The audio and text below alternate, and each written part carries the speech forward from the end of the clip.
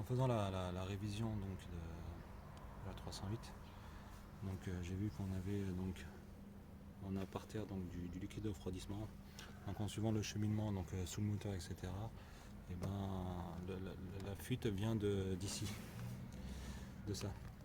Et donc ça en fait c'est la sonde de température du liquide de refroidissement. Donc à l'intérieur ici il y a un joint, donc je pense qu'il doit être mort. Donc voilà, donc pour le changer il faut se déboîter la durite d'air qui est ici là, qui vient là. Voilà.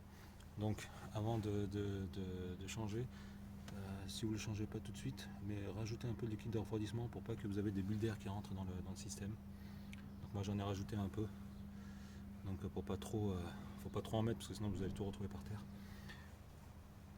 Donc voilà, donc on va changer la pièce. Donc pour l'enlever, donc comme quand on va enlever ça en fait, on va enlever la goupille, on va tirer donc la sonde, du liquide de refroidissement va tomber. Donc pour pas noyer, enfin renverser de partout dans le moteur, donc j'ai mis un petit cercle en plastique.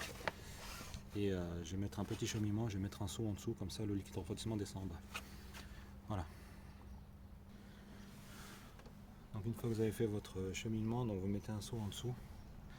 Donc je vous montre la pièce.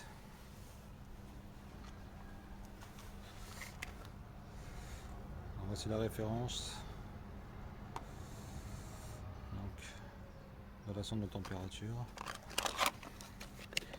Il faut bien s'assurer qu'il y a donc,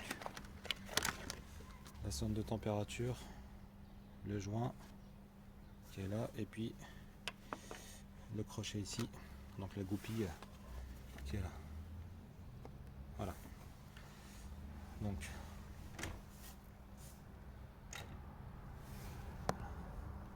on va faire ça. Donc,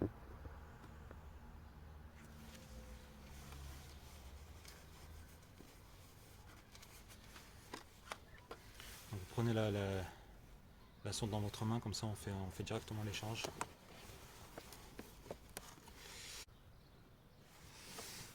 Avec un tournevis plat, on va enlever la goupille. Voilà. On a déjà des gouttes, donc on se prépare à faire le changement. Donc, on tire.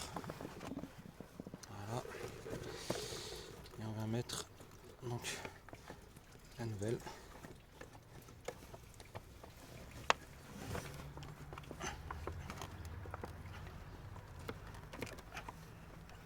Voilà.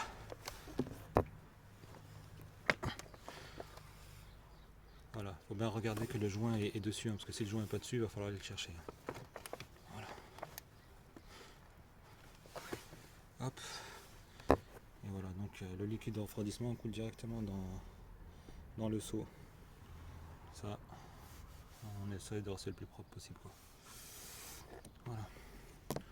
Donc ensuite, il n'a plus qu'à débrancher la prise. Donc c'est des prises classiques, hein, vous tirez dessus là, et ça va s'enlever. Voilà. Et donc on vient rebrancher à la place de l'autre. Hop là. Une fois qu'on a fait ça,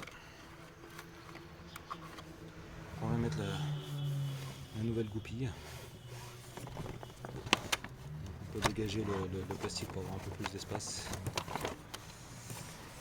Voilà.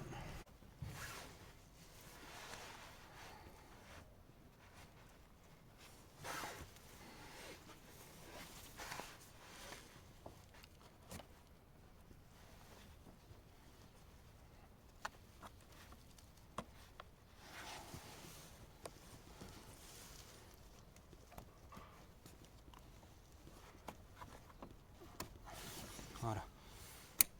Hop. Une fois que vous avez entendu le clac, on est bon. Voilà.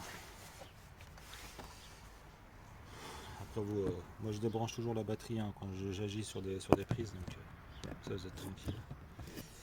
Et puis voilà.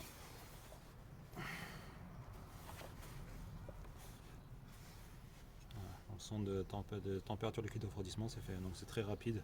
Ça vaut une dizaine d'euros. Donc